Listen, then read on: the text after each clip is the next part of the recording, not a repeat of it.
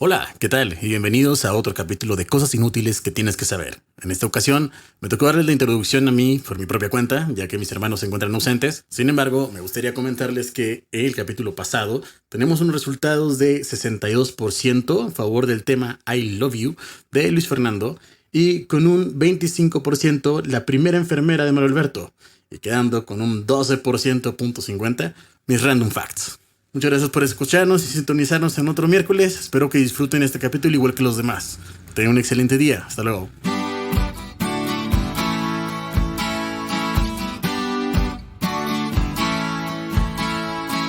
Cosas inútiles que tienes que saber. Donde te enseñamos cosas que no te van a servir de nada, pero siempre es bueno saber.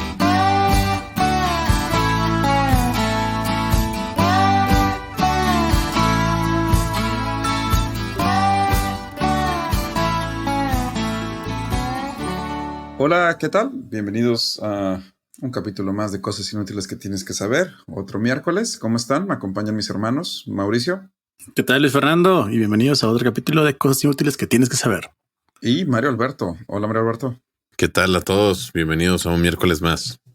Recién desempacado de la carretera, Mario Alberto. Sí, estuvo medio intenso, pero aquí estamos. Muy bien, entonces el día de hoy Mario Alberto y Mauricio van a platicar un tema. Creo que ahorita que estábamos poniéndonos de acuerdo, Mauricio va a ir primero y luego Mario Alberto, ¿verdad? Es correcto. Sí, ok, los dos hablan al mismo tiempo y se interrumpieron, así que Mario mejor se quedó callado. Así es. Muy bien, entonces, y mientras tanto yo los voy a deleitar con mis random facts, súper interesantes, para que se queden y no le cambien. Dijo nadie nunca. Oye, antes que nada, muchas gracias a todas las personas que votaron. Muchísimas gracias. Se está poniendo bien interesante las votaciones. Tú sabes quién eres. Tú sabes quién eres. Sí, no se les olvide votar en cosasinútiles.com, por favor. Valoramos mucho sus votos. Así que no les cuesta nada, cosasinútiles.com. Enter y votan por el que dice LF de Luis Fernando. Ajá, sí, claro. Ahora dijimos que no proselitismo en el podcast. Sí, dijimos que no proselitismo, exactamente. Bueno, pues para demostrar que tienen que votar por mí, les voy a decir mi primer random fact, ¿ok? Uh-huh. Muy bien. Imagínense que son la Unión Soviética. ¿Ya? Ok. Sí. ¿Ya? Siempre me ha gustado el vodka. O sea rojillo. Ajá, rojillo y todo. Sí, soy rojillo. Okay. Y tienen sus satélites espías apuntando obviamente a un edificio emblemático de los Estados Unidos. La Casa Blanca. Casa Blanca. Bueno, sí, pero otro más emblemático. O sea, bueno, otro el más Pentágono. Importante. El Pentágono, ¿no? Ok, termina. No, termina y luego digo algo. Ok, en algún momento, gracias a tus satélites espías, descubres que muchos de los altos mandos de los oficiales y militares entran y salen de un edificio ubicado justo en el centro del Pentágono. ¿Sí? Uh-huh. ¿Estás seguro que ahí es donde los Estados Unidos tienen sus juntas más secretas? Aquellas a las que solo tienen acceso personas de altos cargos como las que has visto en tu imagen satelital. Me te apagó todo si me dices que es el baño, güey. Sí, yo también. Buscas de cualquier forma posible descubrir que está ahí. Tratas de encontrar agentes que te puedan decir y por fin descubres que el edificio ubicado en el centro es nada más ni nada menos que un kiosco de hot dogs. El más rico del Pentágono. Maldita sea. Así que casi lo tenemos con el baño. Era un postito de hot dogs. O no sé si todavía es. Pero es que si lo piensas, tiene sentido. O sea, imagínate, claro. Pues obviamente ves entrar y salir gente importante que va al Pentágono todos los días en un puestito de hot dogs. No, y fíjate que haciéndole acá al Sherlock Holmes, el hot dog te lo sirve muy rápido. Entonces, si puedes llegar, te sirven algo, lo comes y, o sea, no es como para decir, no, güey, se quedaron 45 minutos o 50 minutos. No, es como que nomás llega su 20 minutos, fuga. Salieron luego de que están hablando, están organizando cómo aventaron las bombas nucleares en solo 15 minutos. Pues sí, así es. La Unión Soviética tardó algunos años en descubrir que el edificio ubicado justo en el centro del Pentágono no era más ni nada menos que un kiosco de hot dogs. Pues así chido. Que, sí, qué belleza. Random fact del día. ¿Les parece si vamos con el tema de Mauricio? Of course. A este tema le titulé Crossover. ¿Por qué? Si ustedes creen que Spider-Man es un buen crossover, es porque neta no han escuchado todavía mi tema. ¿Tú crees que me va a dar vergüenza preguntar, pero no me va a dar vergüenza preguntar? ¿Que es un crossover? Sí. ¿No viste? Vimos la última película de Spider-Man juntos. Ah, no es cierto esto. ¿A qué se Es refiere? un crossover. Es cuando no varias, sé qué es varias, crossover. varias historias que no están directamente entrelazadas las unes en una sola historia. Las juntas, las encuentras. Hubieras podido empezar así, corazón. Así tan pelado. Y bueno, como ya tenemos algún tiempo con esos capítulos, me toca poder hacer a mí mi propio crossover. ¿Por qué? En capítulos anteriores les expliqué acerca de los piratas. ¿Ok? Sí. En otro capítulo les hablé acerca de los samuráis.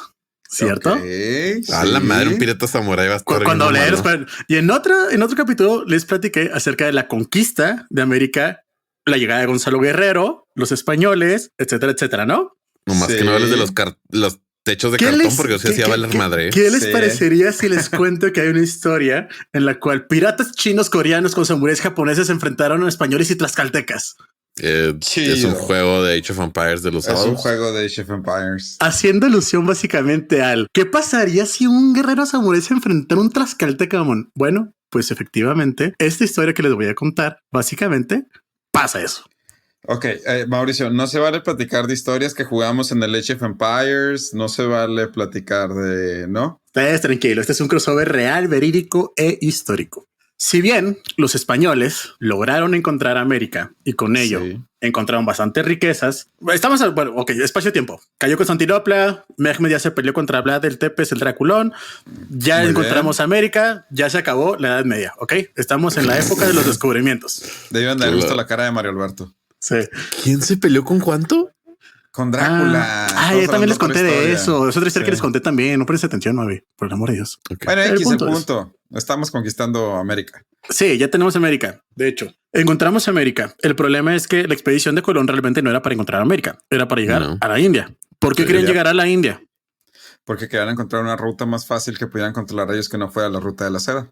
Es correcto. Y más que nada, el problema es que incluso cuando ya tenemos América y todo eso, los españoles se concentran tanto en hay riquezas, excelente, exploten riquezas, pero pues se les olvidó la parte de oye, pero sigo queriendo conversar con los asiáticos. En serio. O sea, Oye, o sea, ¿sí es cierto? ¿Eso o sea, tiene por- sentido? O sea, Portugal ya tiene el estrecho de Magallanes, güey. Yo no tengo nada.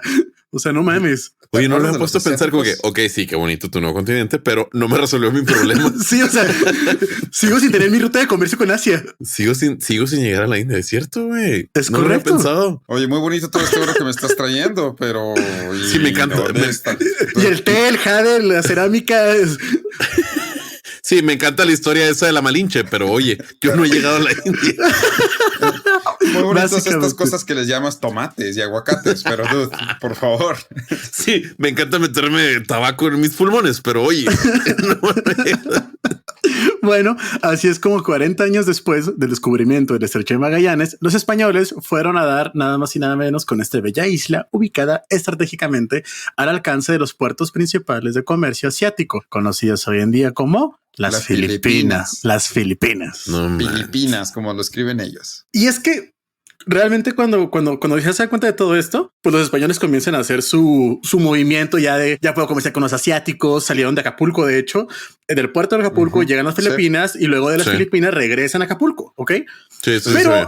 hay un tema muy interesante aquí en el cual estamos en esta época en donde pues no hay tanta seguridad marítima, es una nueva ruta de comercio donde llegan galeones cargados de plata a O comprar. sea, Acapulco era inseguro. No, dude. O sea, no Acapulco, más bien las Filipinas. Dude. Acapulco sigue siendo inseguro. Sí, Acapulco no ha dejado de ser inseguro nunca, güey. No mames. más que en la época de oro de México. Sí, dude. Y eso que porque estaba controlada por personas con pistolas. Con personas con pistolas. Tu primo. Muy bien, muy bien.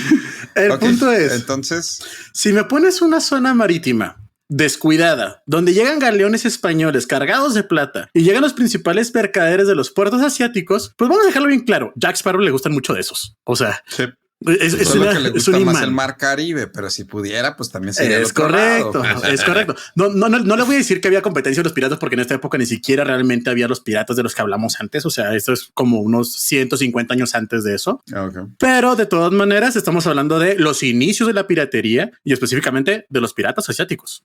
No, ¿ok? sí, y además, Piratas de la Polinesia no tiene el mismo catch que Piratas del Caribe, ¿sabes? Es O sea, correcto.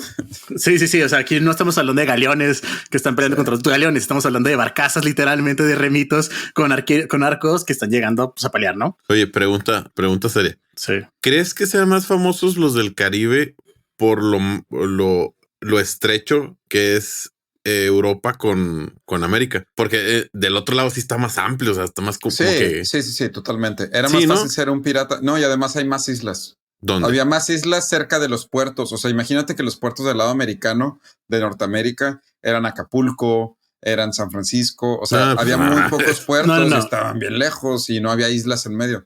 Y nuestra historia está totalmente influenciada por las historias de España, de Estados Unidos, de esta zona. Sí. O sea, no Ahora, asiático. No queriendo, se conquista de este a oeste. Es decir, o sea, Cristóbal Colón llega acá por Cuba y pues empieza de derecha a izquierda, si lo quieren ver en un mapa. Un mapa occidental, porque Wiz ya nos dijo que los orientales están alrededor. Empieza de Veracruz a Acapulco. Sí, pero eso es en toda la franja. No, sí. O sea, los puertos empiezan del lado derecho. Del lado derecho. Y una de las cosas más importantes para ser un pirata es que tienes que tener tierra firme en la cual llegar. Sí, no te puedes reabastecer, no mames. Sí, entonces, si te pones a ver un mapa del Pacífico, el Pacífico es enorme y hay muy pocas islas a las que puedes llegar y las islas que hay son muy peligrosas de llegar. Sí, de hecho el contrabandeo, o sea, los ataques piratas son allá en Asia porque tienes todo unido. Tienes Filipinas y luego tienes Australia aquí, luego tienes Oceanía acá y luego tienes Japón acá y tienes China aquí arribita. O sea, tienes todo en un solo círculo. Ah, ok. Mientras pero que es madre, güey. Nadie va a llegar a Acapulco. Nadie se iba a ir a la línea de cambio de horario a atacar a alguien. No mames, sí, no mames, güey. Nadie va a llegar a Acapulco.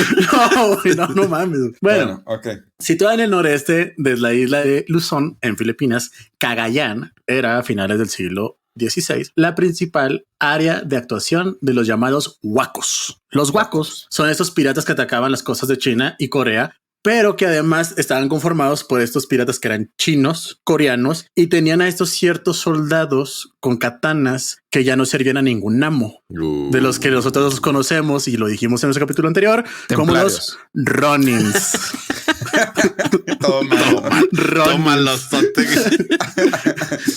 cosmonautas. Vaya. Los argonautas. Bueno, estos son los Ronins entonces.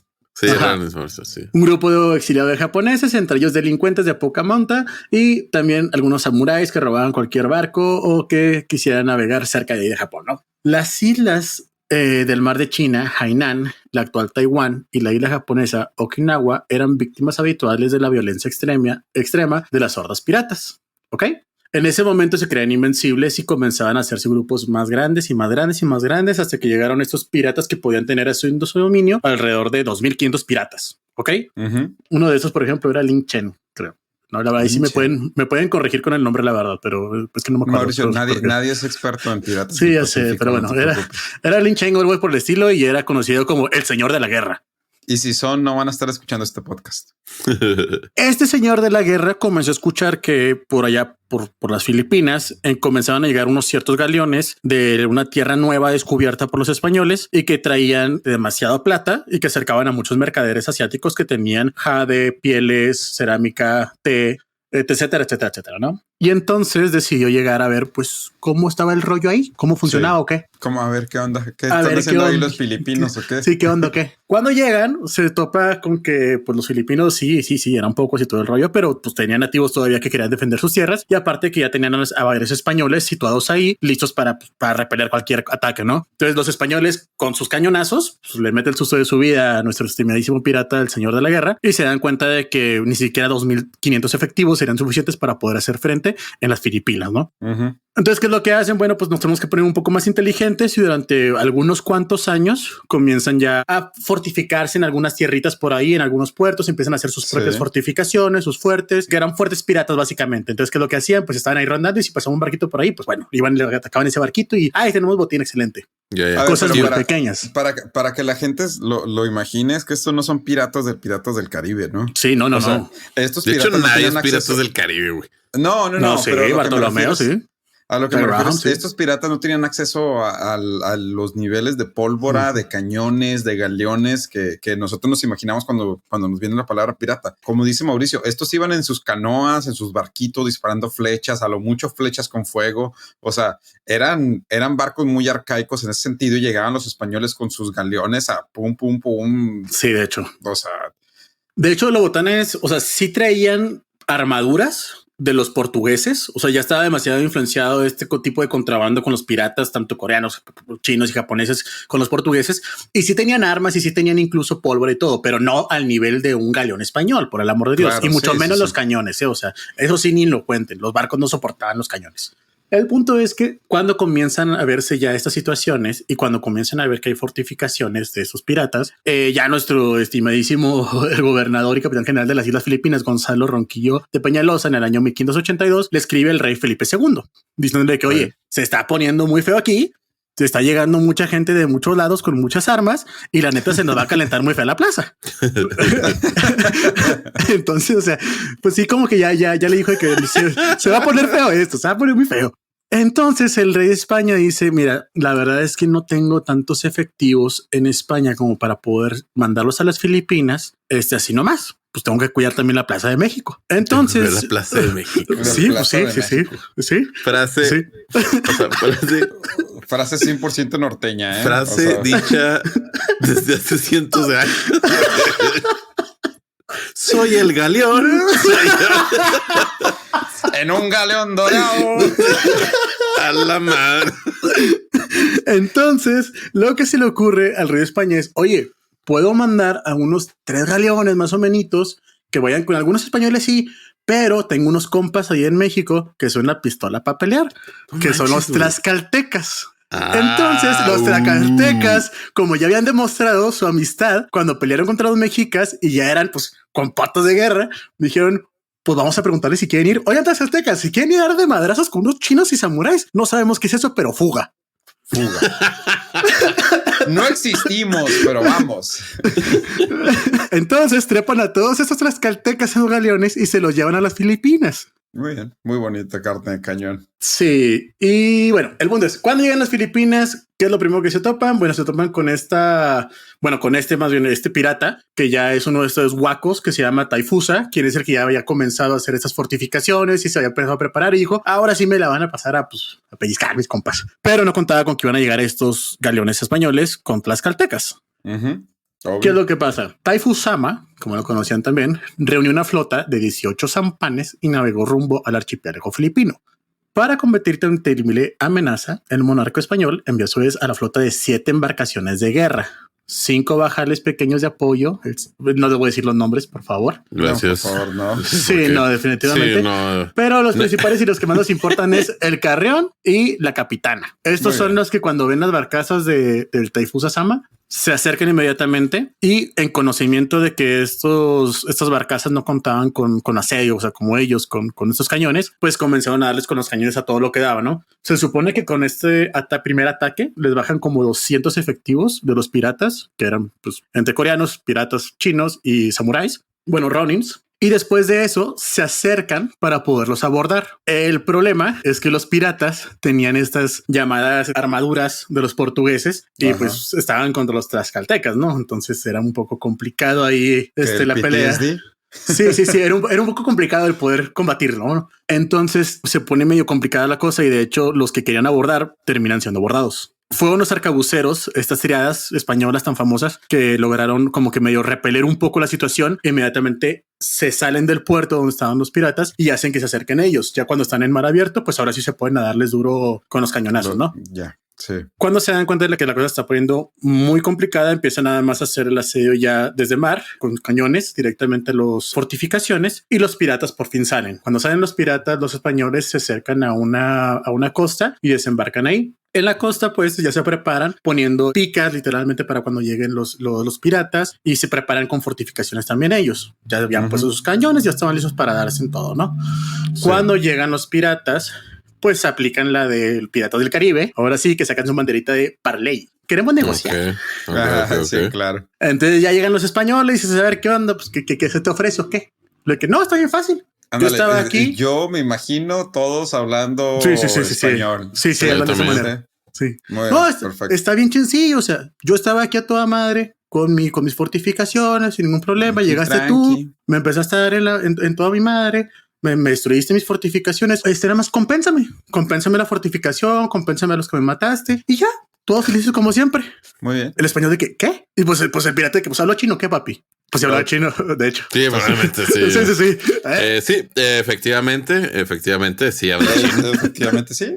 Aquí viene mi tema en el que no todos están hablando español. Y el punto es que efectivamente el español le dice, evidentemente no se te arma, compa, eso no va a pasar nunca. Se acaban las negociaciones, cada quien para su lado. Pero lo que sí es que seguían siendo más piratas que efectivos españoles. Entonces los piratas dicen, pues todo o nada, vámonos. Se dejan ir a la costa, desembarcan y salen corriendo literalmente, se topan con las picas y dicen, pues quiten las picas. Pero los españoles, muy inteligentemente y obviamente, habían engrasado las picas de grasa animal literalmente.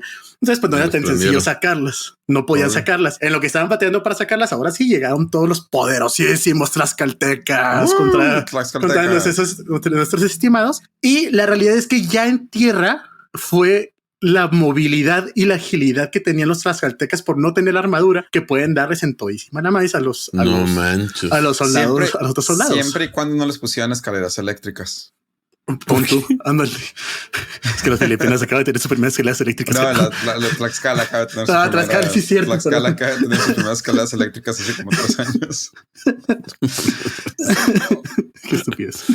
Muy bien. Total, con esto, por fin, ya los tlaxcaltecas, los españoles también logran desmadrar a todos los piratas y a los Ronin que estaban en ese momento, y ahora sí los comienzan a perseguir, ahora sí llegan al fuerte.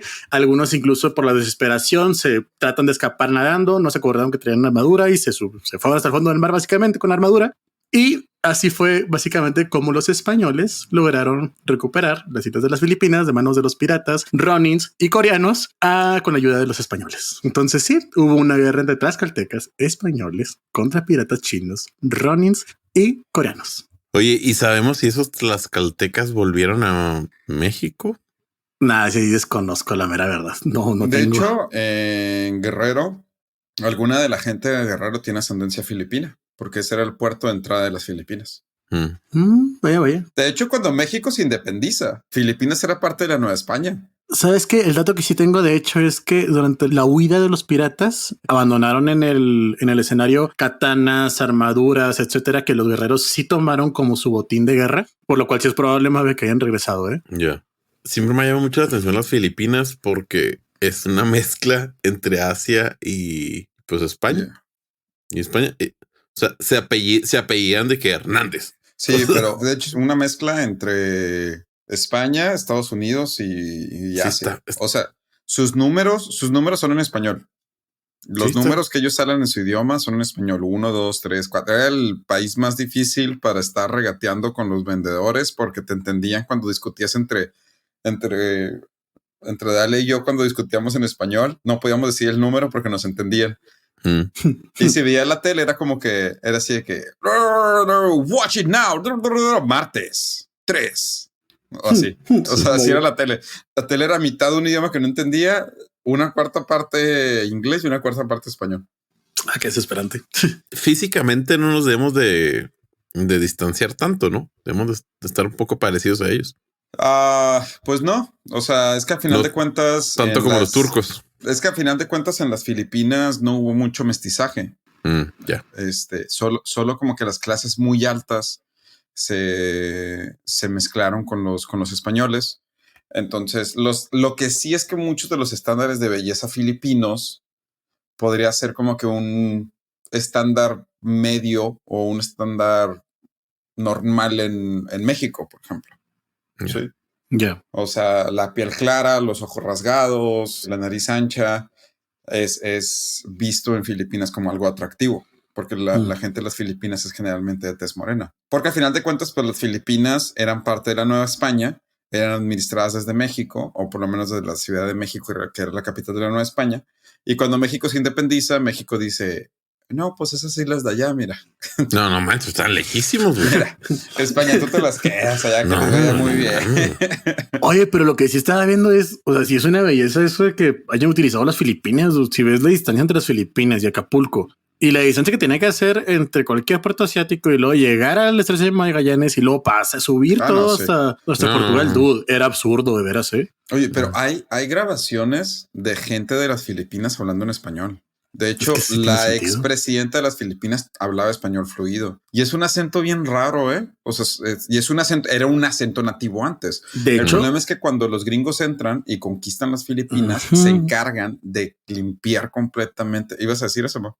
sí, no, lo que iba a decir de hecho es que, o sea, pues, desde este entonces, que estamos hablando de 1580, 1500 específicamente, de hecho, no dejó de ser de España, dude. O sea, incluso 1590, sí, el daimyo japonés le dice a Filipinas, oye, ¿qué te parece? Mejor te vienes conmigo, te haces mi vasallo y pues tienes tu propio gobierno y todo el rollo, nada más pues me pagas tributo ya. Los españoles no lo permiten y es hasta 1898 que los estadounidenses pues ya se quedan con las islas, básicamente. Por eso, pero eso significa que hubo todavía gente a principios de los 90 que español era su idioma natal, sobre todo correcto. gente de clase alta, porque es que a diferencia de la conquista, o sea, en Filipinas no fue una conquista, sino sí fue una ocupación, seguía habiendo mucha gente nativa. A diferencia del continente americano, la verdad es que la mayoría de la gente que provenimos de estos países, pues tenemos ancestros mayoritariamente Mestizaje absurdo. de allá. O sea, en las Filipinas es completamente lo contrario. Son las Filipinas sí nomás eran las élites de las islas, las cuales eran o mestizos o criollos.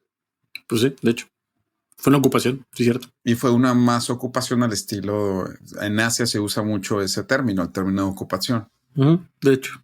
Y bueno, pues ese fue el crossover de mis temas. Espero que les haya gustado. Yo apuesto que no se lo esperaban y que no lo conocían. No. No. Muy buen crossover. ¿Les parece si vamos a una pausa y regresamos? Vale.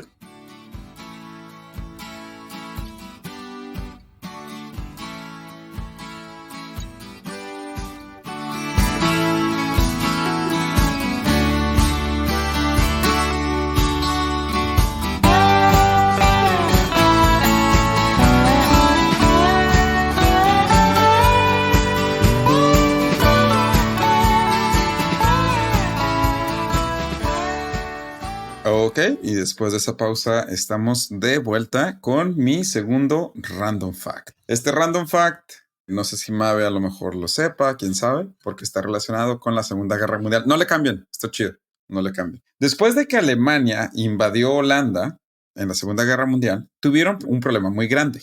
La geografía holandesa hacía que fuera muy fácil encontrar los aeropuertos nazis y bombardearlos, ¿sí? O sea, una vez que Alemania conquista Holanda, era muy fácil para los aliados encontrar las bases aéreas alemanas. Pues no me nada Holanda.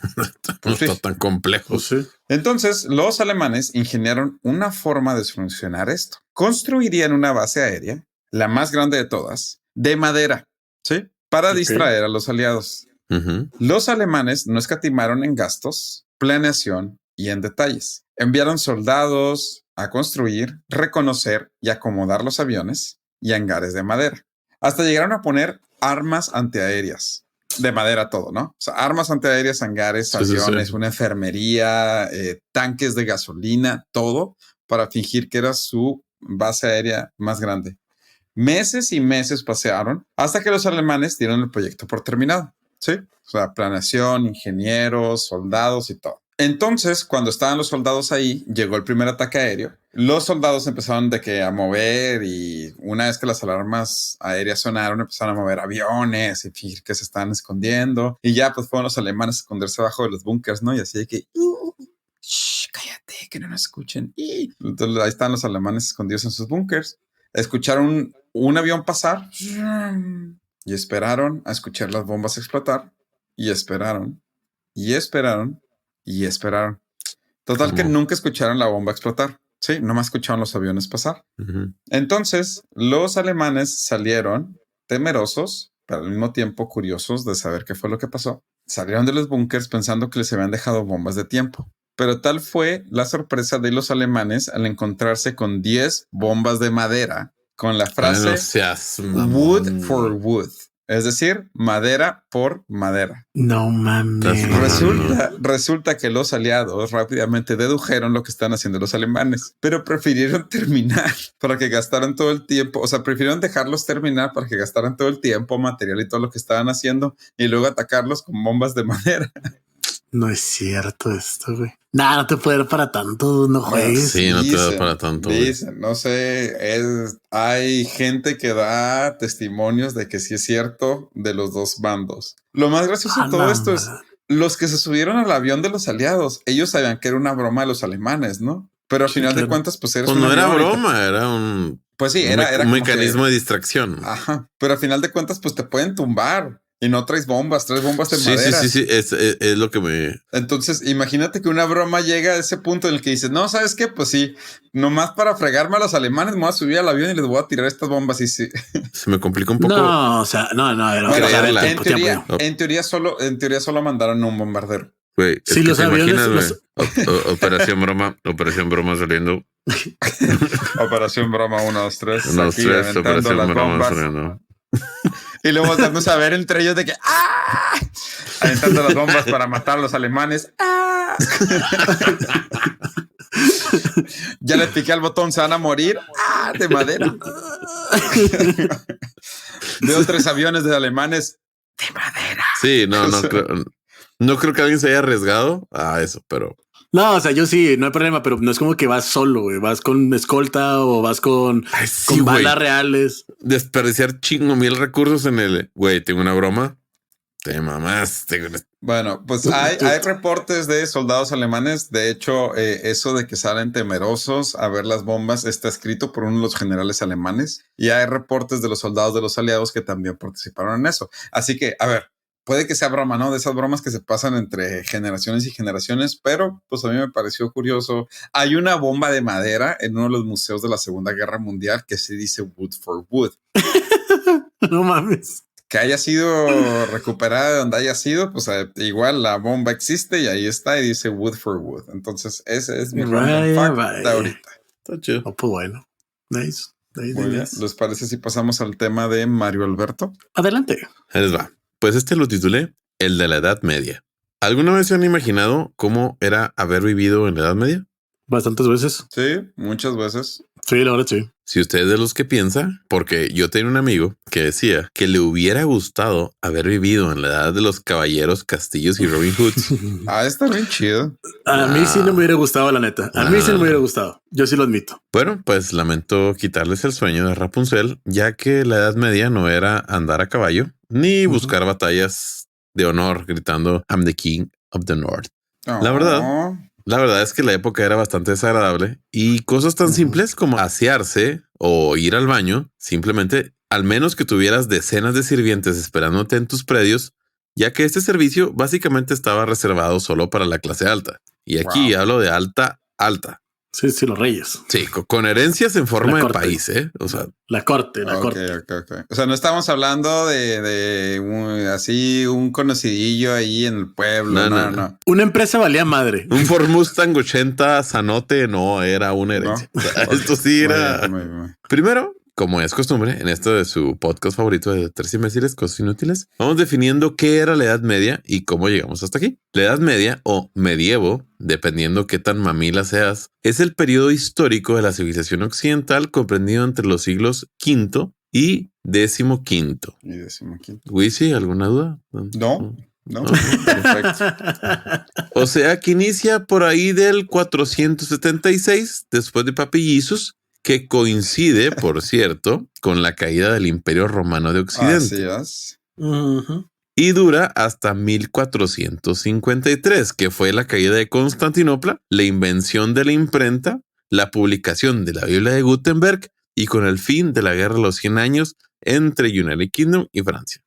Ahí usted decida cuál fue la razón. Yo solo pongo los datos, a usted peleese. O sea, fue de caída de imperio a caída de imperio romano. Sí, básicamente. De caída de imperio romano de Occidente a caída de imperio romano de Oriente.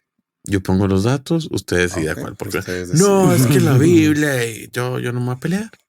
Bueno, yo, mira, tranquilo. Sí. Muy bien. Ok, bueno. Entonces estamos en el medievo. entre el siglo V y el XV. Güey. No puedes decir Edad Media, güey. Sí, no, yo decía. Sí, no, le cala, güey, le cala. No güey, le sale, porque güey. medieval, güey. Tenía Sí, que no decir le sale. medievo, güey. Tenía que decir Tose, medievo. Tose, sí dice Edad Media. Le da comezón, güey. Estamos en la Edad Media. Ay, güey. Yo sí digo Edad Media, por cierto. No es cierto. Yo me acuerdo, oye, me acuerdo un chingo que un día que pregunté en qué edad estábamos y que dudó la gente, güey. ¿Cómo? Pues sí, güey. ¿Conoces la edad prehispánica? ¿Conoces la Edad Media? La de las luces. Las luces, el Renacimiento. Y cuando te preguntan en qué edad estamos. En la de Pokémon. Esa no era la respuesta, ¿verdad? No. No, yo creo que no. Pues ¿Dónde estamos, güey? Pues en la contemporánea. Pues sí, yo también dije contemporánea. La contemporánea, pero no, ¿en qué? La moderna, ¿no? La información. Pues sí. Pues sí. Yo me acuerdo mucho que yo he escuchado edad moderna, güey, la información. Sí, pero decir edad contemporánea es... Pues sí. Pues es que contemporáneo es paralelo. O sea, no mames. De la información. Yo me acuerdo mucho cuando jugábamos el Rise of Nations, la edad en la que vivimos ahorita la llamaban la edad de la información, que venía después de la edad industrial, después de la Guerra Fría, venía el siglo de la información, que es en el que estamos ahorita. Pero bueno, X. Vamos de vuelta. La neta sí me gustaría preguntarle a un profe de historia que, oiga, ¿usted qué edad cree que estemos viviendo en este momento? Pero, y nada que te dice el antropoceno, ¿no? Sí, está súper cultísimo. No tengo la menor idea que dijiste, güey. Ahí les va. Bueno, pues estos casi 1000 años se caracterizaron por un estancamiento en el progreso social, económico y científico. Eso se da por muchos factores. No quiero decir que fue por la iglesia. Ahí ustedes búsquenle, saquen sus conclusiones. Sí, para que no se nos pierdan. No ustedes, mis queridos seguidores de Cosas Inútiles, sino este par de hermanos que me siguen, que por cierto puse una cosa bien fea, pero como si me están poniendo atención, no la voy a leer. Entonces, muy bien, gracias. No, qué amable, güey. No, pues, qué lindo de tu parte. Chingo de madre. Esta ha sido toda la relación de hermandad, de fraternidad, básicamente, en los últimos 30 años. Entonces pregunta, ¿qué es la Edad Media? La Edad Media es la época de los castillos, caballeros, armaduras y William Wallace peleando contra los ingleses. Todos sabemos, todos estamos situados, ¿no? Edad Media. Sí, todos. Bueno, pero ¿cómo era la Edad Media? Vamos comenzando desde el nacimiento. Muy bien. Nada de irse al cima a que un doctor te diera la bienvenida. Ahora, lo que sí llama la atención era que la madre y el bebé eran bañados para que no sufrieran. Okay. Y es decir, tener un mejor parto. Pregunta, ¿en qué los bañaban? Agua. Sí, agua. Claro.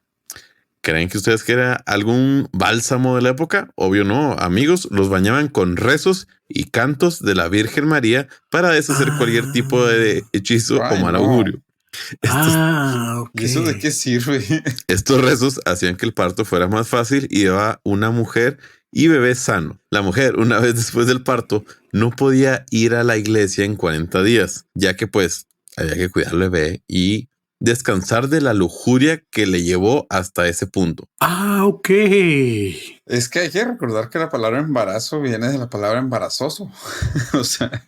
pero bueno, ok, vamos. ¿Será un antecedente de los 40 días laborales?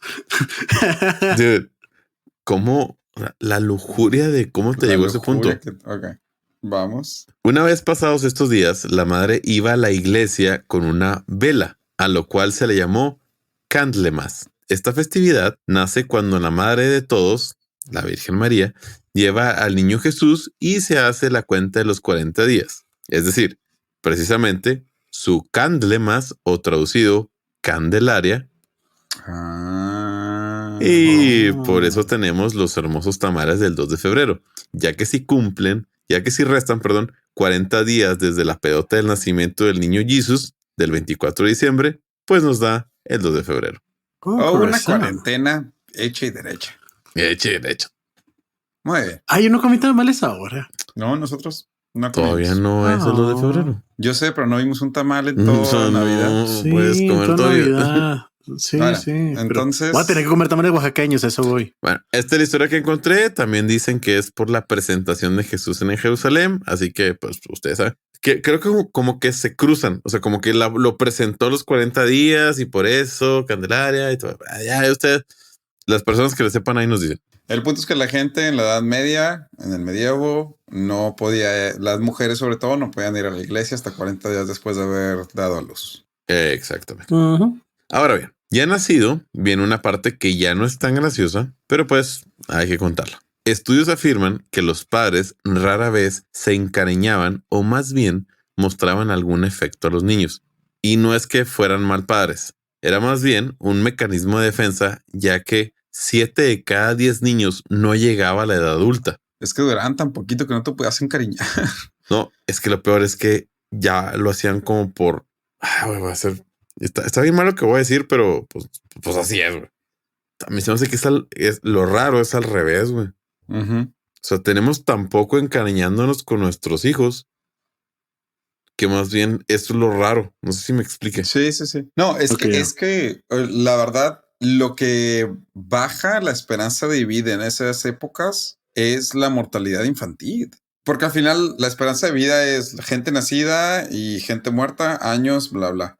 Claro, Mucha gente moría de bebé. O sea, lo que siempre han dicho es que si vivías más de los 20, 25 años en esas épocas, pues ibas a sobrevivir hasta los 70. El problema era llegar hasta esa edad. La mortandad infantil era tan alta. A mí me llama mucho la atención una frase que hay: entre más años cumples, más vives. Ah, sí. Ya. Que suena muy estúpida, pero si lo razonas, tiene un chingo de sentido. Y es lo que practicamos aquí. Sí. Si ya pasaste los 3 años, o sea, ya eres un niño sanito, ya más consciente. Creces hasta los 15, 16. Y luego te entra la primera enfermedad acá dura, no sé, varicela.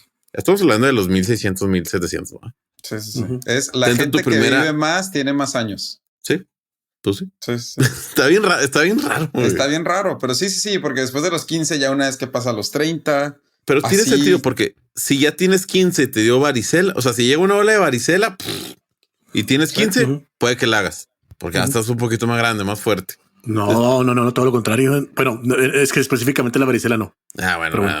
No sé si varicela. Bueno, pero por ejemplo, o sea, al final de cuentas tiene que ver con inmunidades. O sea, por ejemplo. Sí, a eso me refería, la verdad. Ajá, no soy doctor, no me refiero. Todos los que tenemos ascendencia europea, en algún punto tenemos un ancestro que sobrevivió a la peste negra. Ajá, claro, obviamente.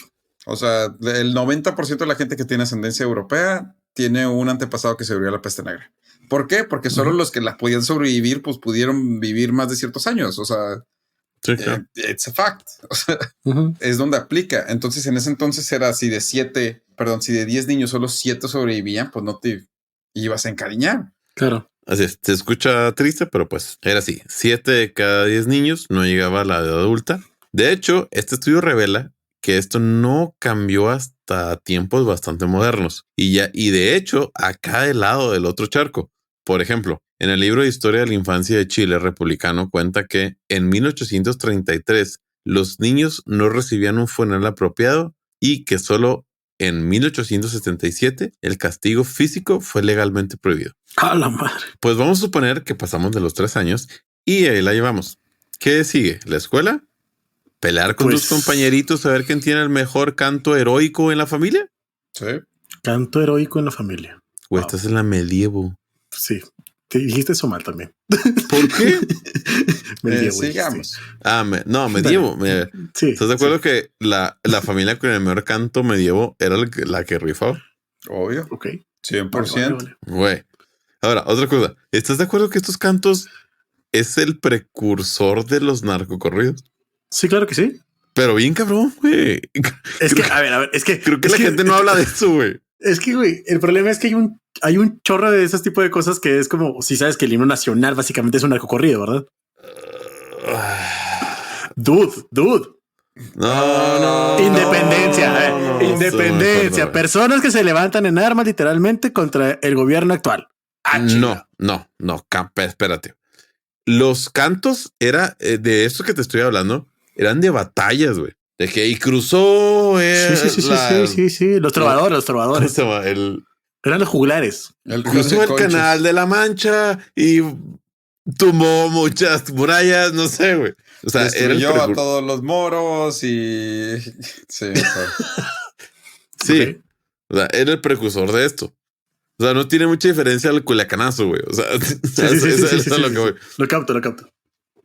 Nada que ver con el himno, no mames. No, güey, no tiene nada que ver, güey. No le batallas en específico. De hecho, qué interesante, güey. Ahora que lo mencionas.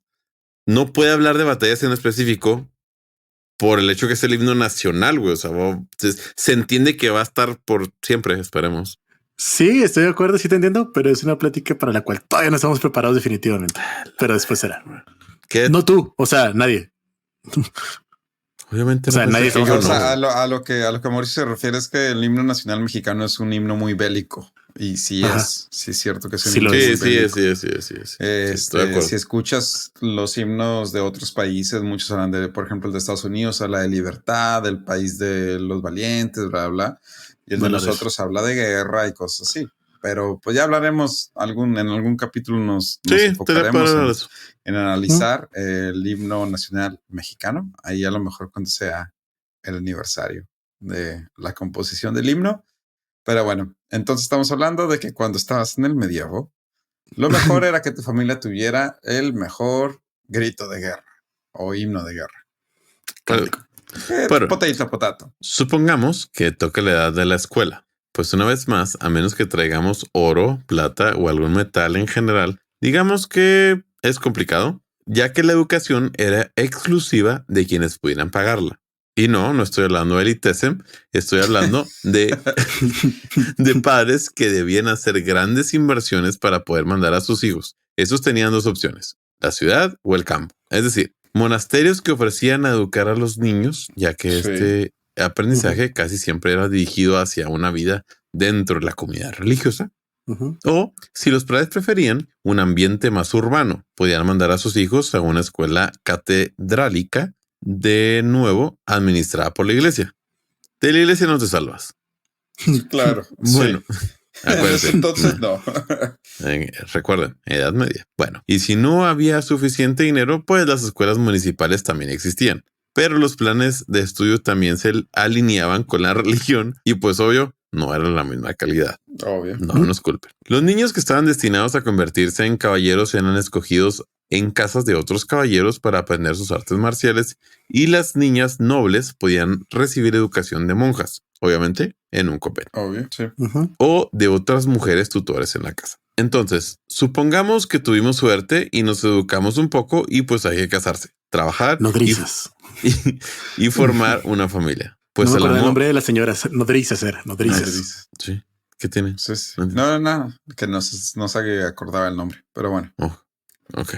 Qué bueno. Entonces es la hora de formar una familia. Pues el amor en la época medieval, si bien en la élite se caracterizaba por uniones entre gente, familia, imperios o lazos de paz entre naciones, acá en el bajo mundo había de todo. Y era bastante si se contaba con el amor entre sus miembros. De hecho, lo complicado del matrimonio en esta época era que no necesariamente se debía tener testigos. ¿En serio? O sea, nomás era como que no, pues estamos casados.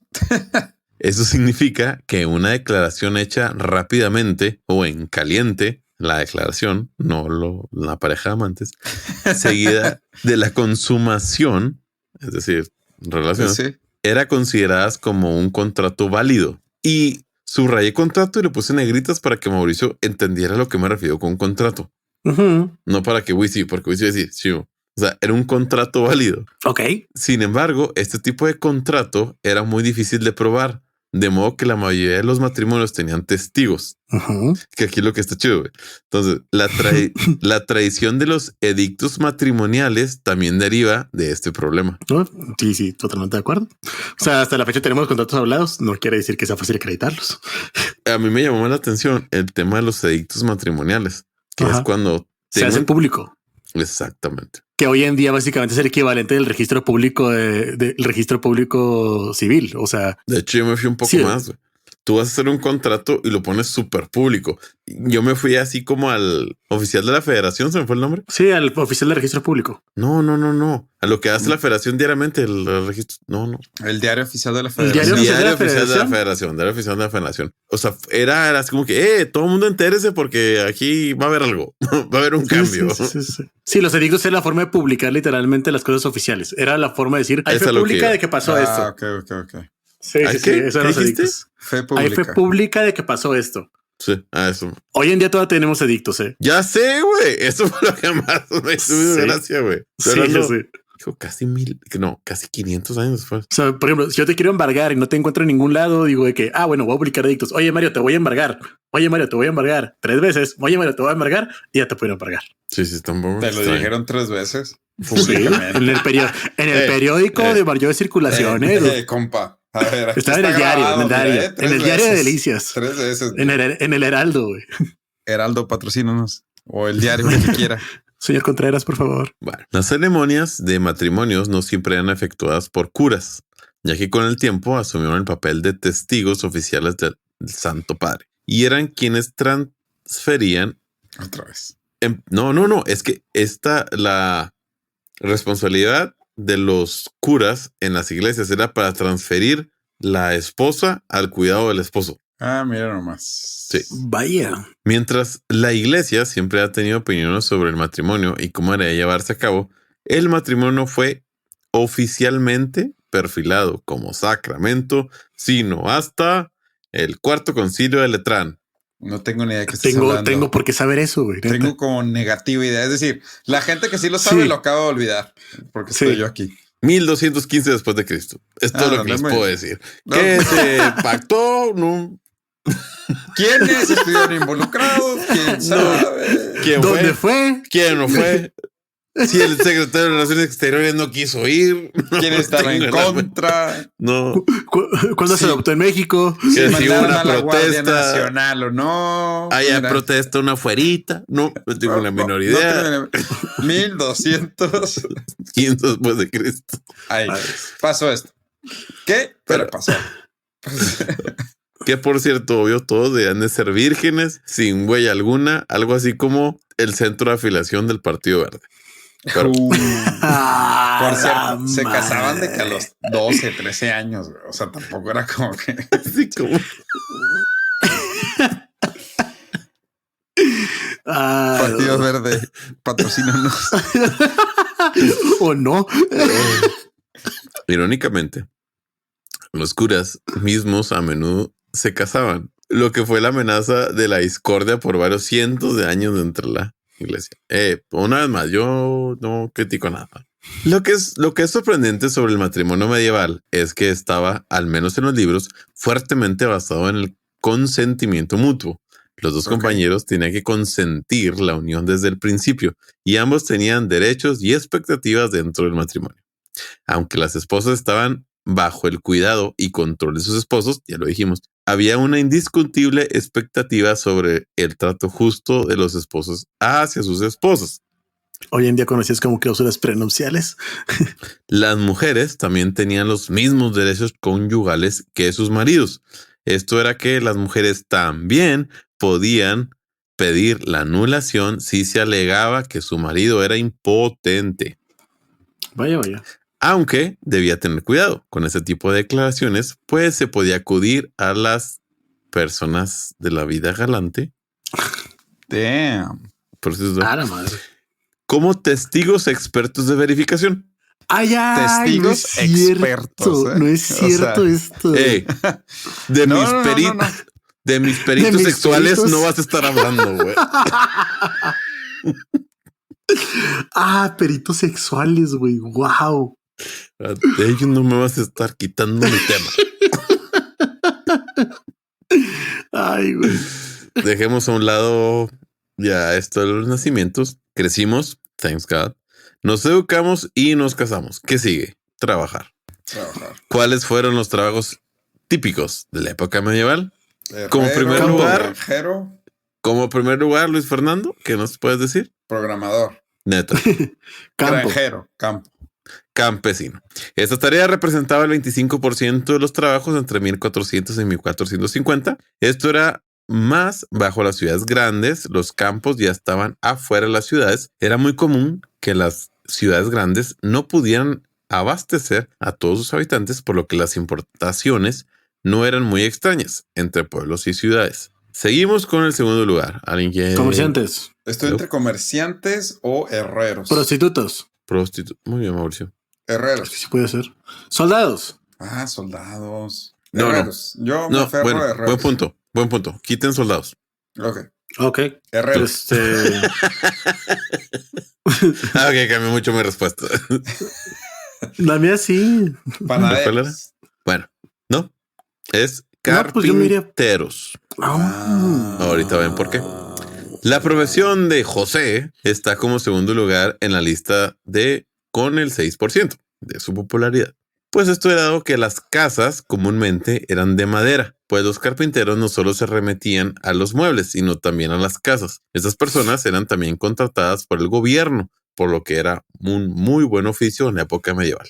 Sí, ya es que tengo un chorro de amigos carpintero en lugar de herrero o Pues realmente nosotros sí conocemos carpinteros. Yo sí tengo un amigo carpintero, de hecho. Guerrera. Un guerrero, un carpintero y... Ya es que carpintero es un apellido bien común. O sea, a ver, en inglés tiene un poquito más de gracia porque en inglés uno de los apellidos más comunes es Smith, que es Sí, herrero. Porque siempre han dicho que herrero es de las profesiones más comunes que menos mueren. Menos mueren. Ahora Pues no sabía. No vas a mandar un herrero a la guerra. Pues, o sea, en mi defensa, No, sí tengo pues un amigo que es campesino, soldado y un carpintero. Por eso los apellidos Herrero y Smith son tan comunes, porque pues esos son los que se quedaron en el pueblo. Pero bueno, seguimos con las profesiones. Bueno, seguimos con tercer lugar. ¿Cuál es? Algo religioso. Monje. No. Comerciante, ahora sí, duda, ¿y neta? Bueno, comerciante. Te falta uno. Pesquero. Carnicero. Cerca la bala. Nomás que no Con un me 4% de la población, si bien solamente se comía carne en 150 días del año, la gente comía en promedio 26 kilogramos de carne al año, algo así como 120 gramos por día que los dejaban. Sigue siendo el tercer oficio más practicado. La familia Mata se come como unas 10 veces eso en un día. No, claro.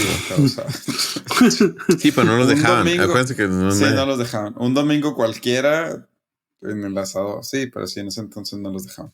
Ahora vamos al número 4, el cual es zapatero.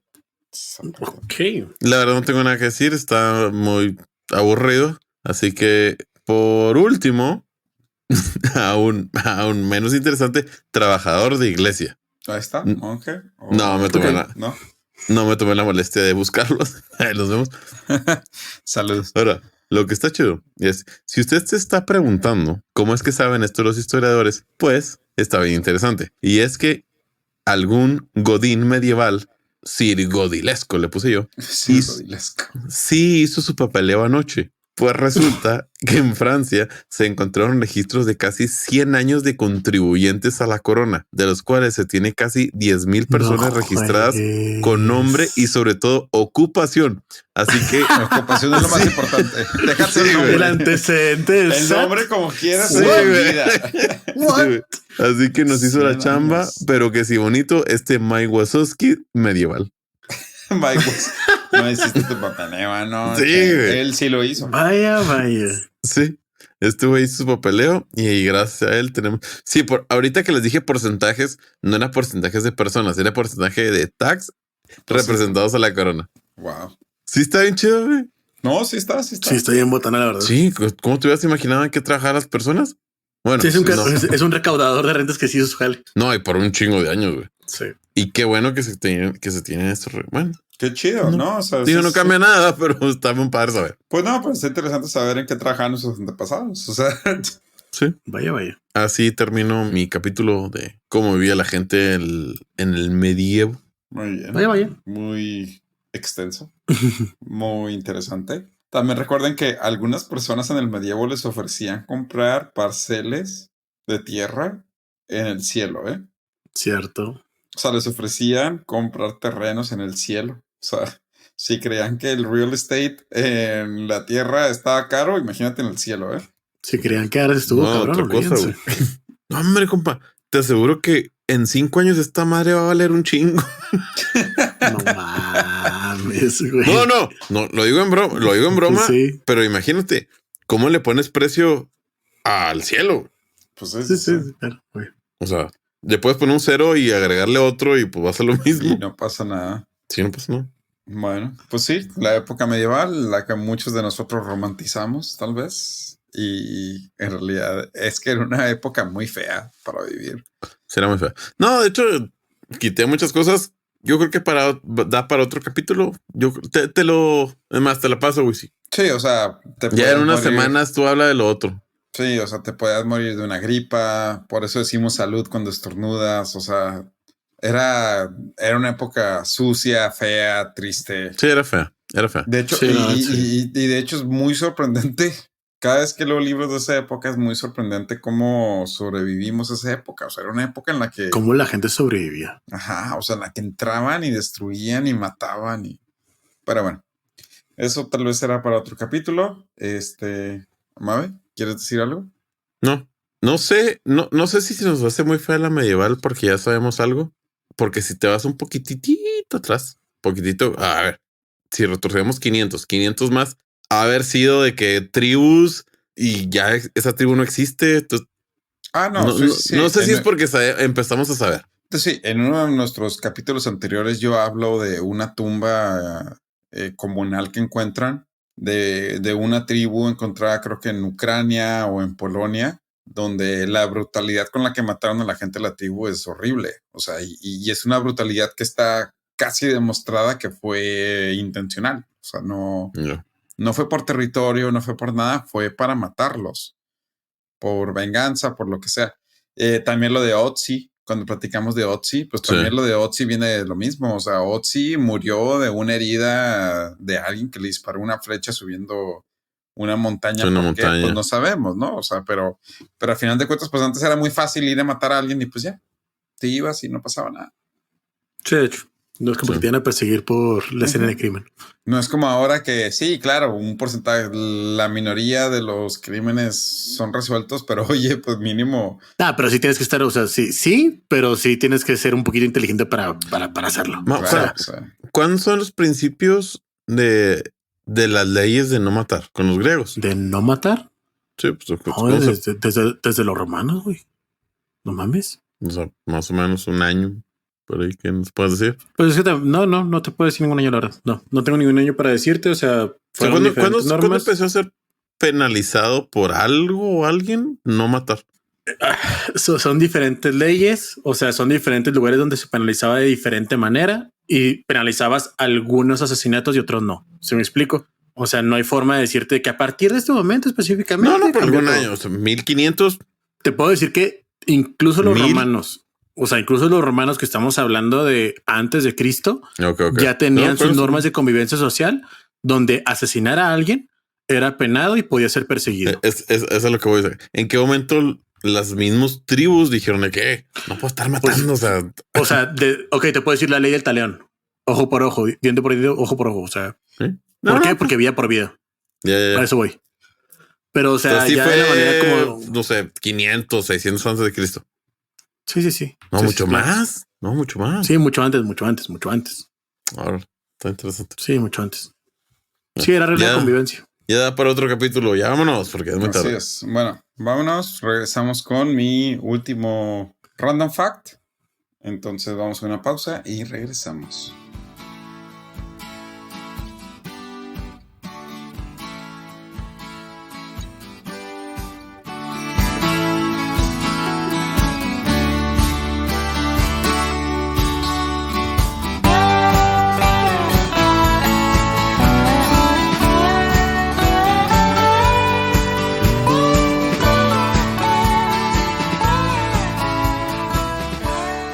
Y bueno, estamos de vuelta. Si te quedaste a escuchar este random fact, muchas gracias.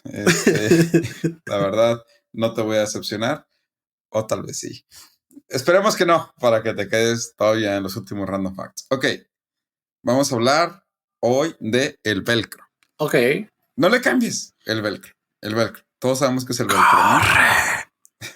¿no? ¿No? Ok. ¿Alguna vez han preguntado cómo funciona el velcro? Sí, tengo unos deshilados muy fáciles de trabarse y tengo unos hilados muy duros que suelen trabarse con los deshilados. Pues sí, más o menos. O sea, sí estás bien. El velcro está hecho generalmente de dos materiales. Uno de ellos son pequeños ganchos, un poco más duros de lo normal. Y el otro es algún tipo de hilos o de telas que se enganchan, ¿no? Con estos ganchos. Así, es simple. Estos se juntan de manera casi microscópica, se enredan entre sí y se mantiene segura hasta que una fuerza lo trata de despegar. Este pequeño invento, desarrollado en 1941, ha estado hasta en la Luna, ya que los trajes de los astronautas de las misiones Apolo lo usaban para asegurar partes de su traje y bolsas que llevaban consigo, ¿no? Porque el velcro es muy seguro, o sea, lo pegas y... Sí. De hecho, el velcro que usa la NASA está hecho de materiales muy resistentes, sobre todo los ganchos son los que tienen que ser más resistentes para que sea más difícil quitarlo, ¿no? Con la fuerza. Pero bueno, ahora, este no es el random fact, ¿no? El random fact no tiene que ver con o sea, sí tiene que ver con el velcro, pero es que en realidad no se llama velcro. Ok. Velcro es el nombre de la marca que lo popularizó. Así es. Vaya. El producto en realidad se llama microenganche. Cierre de gancho y bucle. ¿Es español?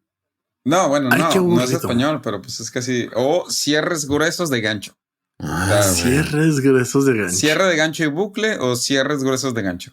Conocido en inglés como Hook and Loop Fasteners. Sin embargo, la empresa británica Velcro, fundada por el mismísimo inventor del producto, el suizo Georges de Mestral, patentó el producto y por ende se convirtió en la empresa líder del mismo. Y es por eso que hoy en día le conocemos Velcro como el Velcro, cuando en realidad se debería llamar cierre de gancho y bucle o cierres gruesos de gancho. ¿Y todavía tendrá la patente? Probablemente sí, porque la patente es como de 1950. Ah, neta. Sí. Según yo, lo patentó en Suiza como en 1950. Es un invento. O sea, yo sé que ya ahorita muchos de nosotros no nos imaginamos nuestra vida sin el velcro. De hecho, el reloj que traigo usa velcro. O sea, casi todo lo que usamos usa velcro en algún punto. Y es un invento reciente. Tiene menos de 70 años. Vaya. Y a lo mejor la patente ya está liberada. Obviamente ya debe estar. No liberada, pero le deben estar pagando regalías a la empresa Velcro, que es la que lo patentó a nombre de este inventor, ingeniero mecánico. No manches, estoy viendo literalmente la patente. Georges de Mestral. Sí. Y todo viene de que una vez fue al campo y cuando estaba subiendo la montaña, vio que unos dientes de león se le pegaron a él y a su perro. Sí. Entonces se preguntó por qué, y cuando lo investigó a nivel microscópico era porque los dientes de león tenían esos ganchos que se pegaban a la piel, a los vellos del perro y a los vellos de él mismo. Y de ahí viene el invento de el velcro o, en su nombre genérico, cierre de gancho y bucle o cierres gruesos de gancho. Se expiró ya la patente. Sí, ya. Es como llamarle PRIT al lápiz adhesivo. No, los Kleenex, güey. Kleenex a los pañuelos. Así es. El tape. Tape a la cinta adhesiva. La cinta adhesiva. Así que Velcro es uno de esos también. Solo que es un poco más difícil de pensar porque nadie diría, oye, ya, ponte tu chamarra de cierre de gancho y bucle. Dude. Bueno. La empresa sí, y factura bastante. Sí, sí. Pero bueno, ese es mi random fact del día de hoy. Y con esto nos despedimos. No se les olvide votar en cosasinútiles.com. ¿Algo que quieren decir antes de despedirse? Vámonos. Muchas gracias. Nos vemos a la próxima. Gracias y hasta la próxima.